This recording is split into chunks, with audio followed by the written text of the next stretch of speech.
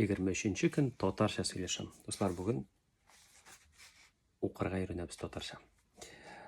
Бик кызык язма таптым. Халыкның үз гомере күпме булса, аның җырларының гомере дә шулай ук.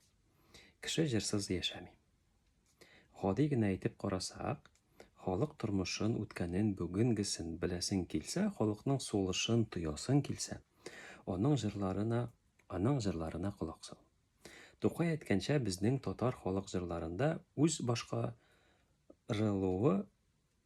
алымы бар.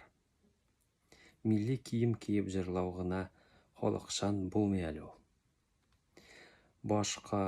Башкарганда халыкның сулышын, моңын, хисен, тавышын тоя белергә кирәк. Музыканы халык иҗат итә. Диңгез ярында яткан ташны күп еллар буе дулкыннар ничек шомартсалар, җырларны да кешедән кешегә, телдән телгә күчеп шулай шомаралар, камилләшәләр.